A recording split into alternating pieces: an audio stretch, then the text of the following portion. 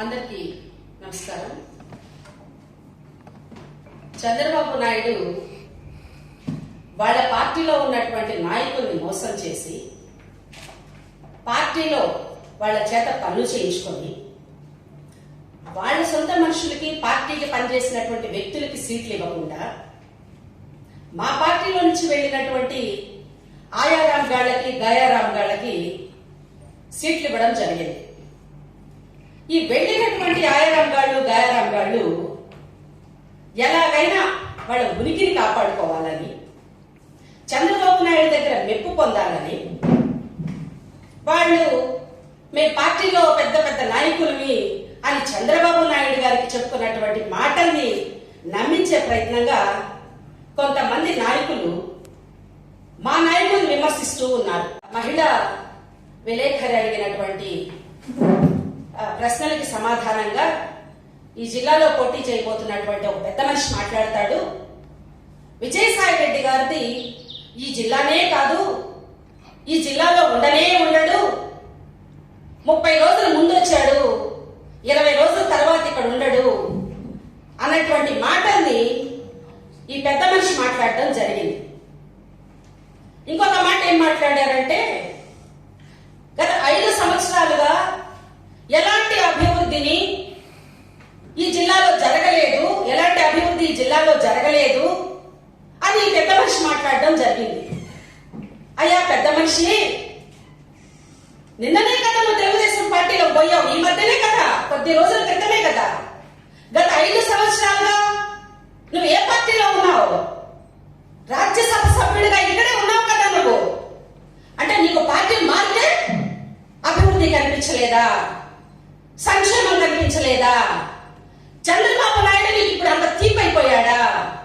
నిన్ను అవమానించినటువంటి రోజు నువ్వు మర్చిపోయావా?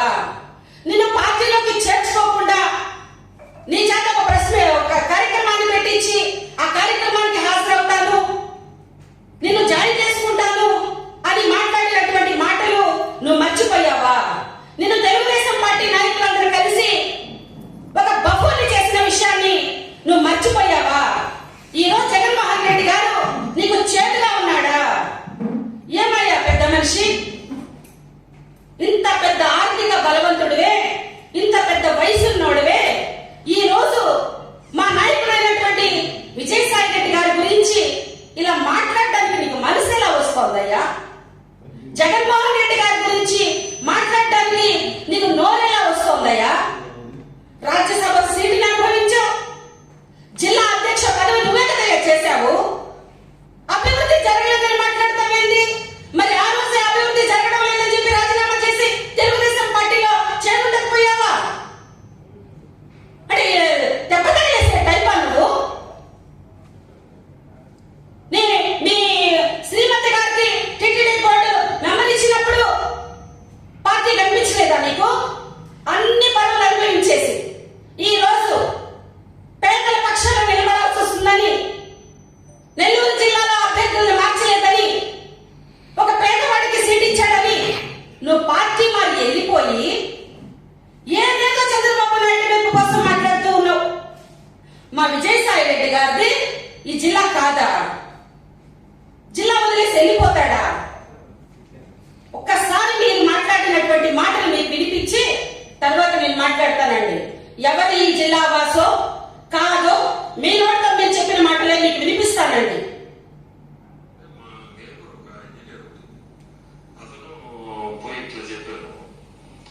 ఆ రోజు యాక్చువల్లీ నాకు నెల్లూరుతో టచ్ లేదు, ఎందుకంటే నేను 6 years ఓల్డ్. మన కిండర్ గార్డెన్ కూడా రిషువల్ వేసాను. సో రిషువల్ లో దాదాపు నేను 11-12 years అక్కడే ఉంటాను. From Kinder garden to school friend. ఆ నుంచి మళ్ళీ మద్రాస్ నాకు పెద్ద టచెస్ లేవు. మద్రాస్ నుంచి తర్వాత 4th year 5th year from Madras back వచ్చాను. అంటే ఏం చెప్పారండి ఈయన? సంవత్సరాల వయసప్పుడు నీ తల్లిదండ్రులను నీ తోడబుట్టిన వాళ్ళని గుర్తుపట్టడం తప్ప నీకు మీ ఎదురింట్లో ఎవరున్నారో పక్కింట్లో ఎవరున్నారో కూడా గుర్తుపట్టలేని వయసు కదండి. అప్పటి నుంచి 12 ఏళ్ళు హాస్టల్లో ఉన్నానని చెప్పావు. అక్కడి నుంచి 5 years చెన్నైలో ఉన్నాను అని చెప్పావు. అక్కడి నుంచి మహారాష్ట్రకి వెళ్ళి వ్యాపారాలు చేసుకున్నాను అని చెప్పావు. అంటే నువ్వా ఈ జిల్లాలో లేని రెడ్డి గారు ఏం చెప్పారో ఒకసారి వినిపిస్తానండి. నీ నోటితో నువ్వే చెప్పావు ఈ జిల్లాకి నాకు సంబంధం లేకునని.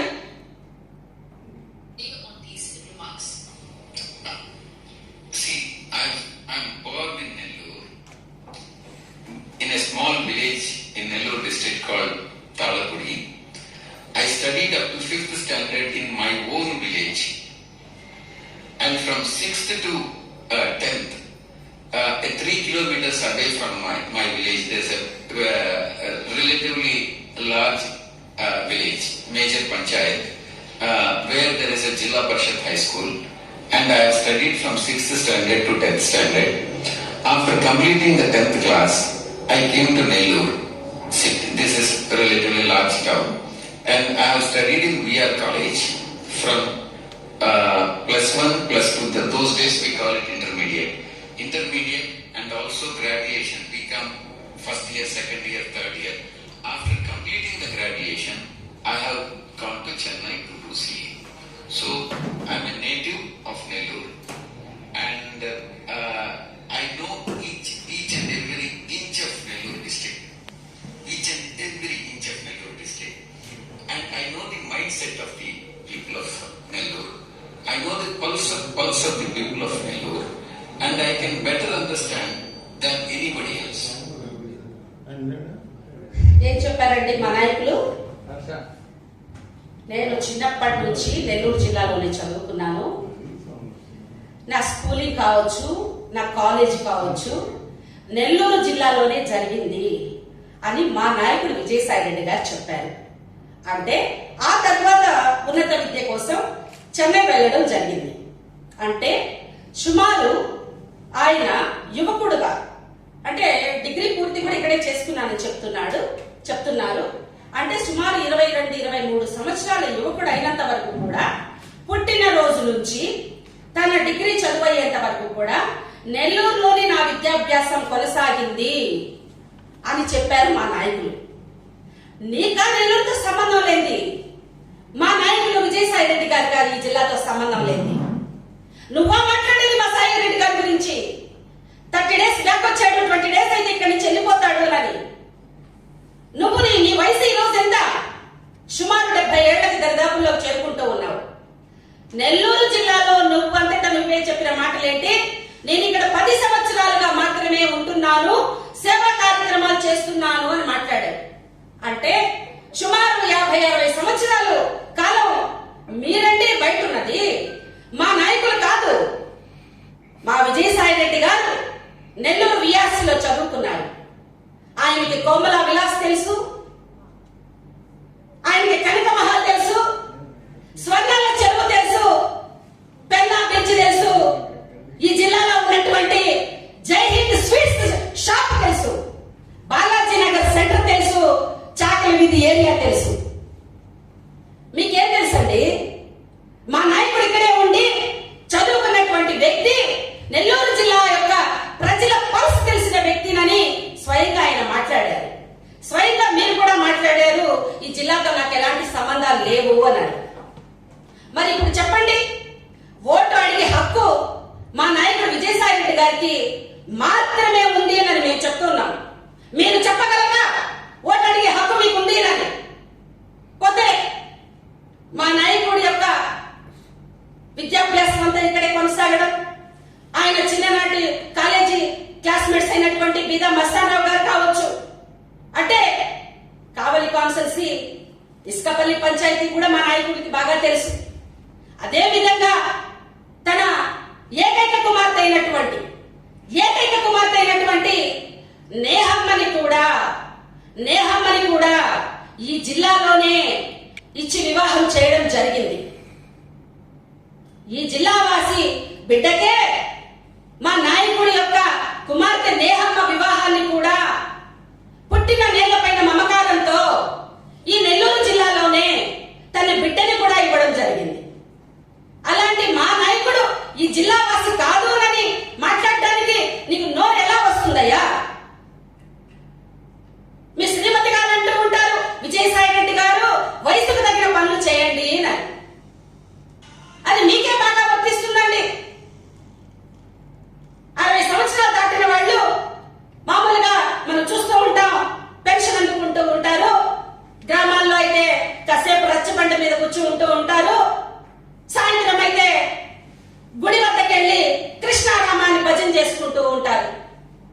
మరి మీరేం చేశారండి?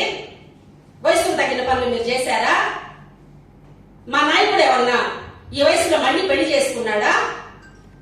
మా నాయకుడు అలాంటి వ్యక్తి కాదే. కృష్ణారామ అనుకునే వయసులో పెళ్లి చేసుకోవడం. మరి మీ పిల్లల్ని ఏ ఊర్లో ఇచ్చారో కూడా చెప్పాలి. మా అమ్మాయి నెల్లూరు జిల్లాలోనే ఇచ్చుకున్నారు మా నాయకుడు.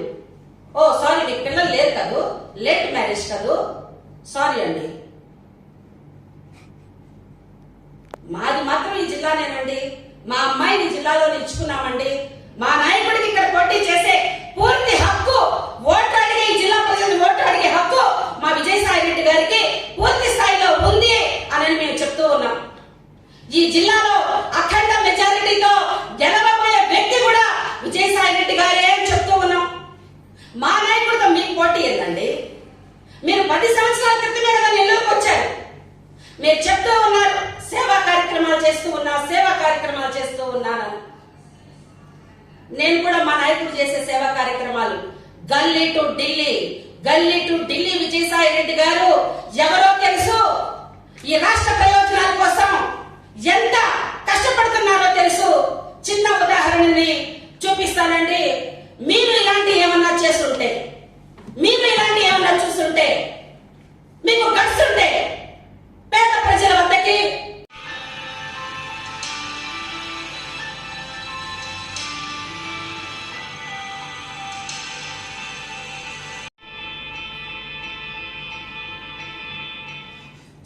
మిత్రులారా, స్వయంగా పేషెంట్ల దగ్గరికి, స్వయంగా వాళ్ళ దగ్గరికి వెళ్ళి వాళ్ళకి ఏం కావాలో తెలుసుకొని ఇవ్వండి సేవా కార్యక్రమాలంటే. కూలోళ్ళని పెట్టి ప్రెస్ మీట్లు పెట్టి చేస్తాం, కూలోళ్ళని పెట్టి వాటర్ సప్లై చేసేస్తాం. ఇది కాదండి, ఇది కాదు. మీరు ఆర్థిక బలవంతులే. మనుషుల్ని అందరినీ కూలోళ్ళని పెట్టి సర్వీస్ చేయించడం కాదండి. చూసారా మా నాయకులు స్వయంగా రక్త సంబంధీకులే పేషెంట్ల దగ్గరకు వెళ్ళలేనటువంటి టైంలో మా నాయకుడు ఎలాంటి సేవలు చేశారో చూశారు కదండి. ఇవ్వండి సేవలంటే మా నాయకుడు అఖండ మెజారిటీతో గెలవబోతున్నాడు విజయసాయి రెడ్డి గారు అని చెప్పడానికి చిన్న ఉదాహరణ అండి ఇది. ఆయన ఎన్నో సేవలు చేశారు. కానీ ఈ చిన్న విషయాన్ని మీ ముందు పెట్టాను ఈరోజు. మీరు ఎక్కువ మాట్లాడితే మా నాయకుడు చేసినటువంటి గొప్ప గొప్ప విషయాల్ని, పేద ప్రజల కోసం పార్లమెంట్ లో మాట్లాడి ఏ విధంగా ఫైట్ చేశారు అనే విషయాల్ని అన్ని కూడా మీకు తెలియపరచగలం. ఈ రాష్ట్ర ప్రజల సంక్షేమం కోసం సంక్షేమ పథకాలు అమలు చేస్తున్నటువంటి జగన్మోహన్ రెడ్డి గారితో కలిసి ఆయన చేసినటువంటి ప్రయాణం. మీకు మా నాయకుడికి పోటీయా? వైఎస్ కుటుంబాన్ని నమ్ముకుని లాయల్ గా ఉంటూ ఒకే పార్టీలో పనిచేస్తున్నటువంటి విజయసాయి రెడ్డి గారికి మీకు పోలికే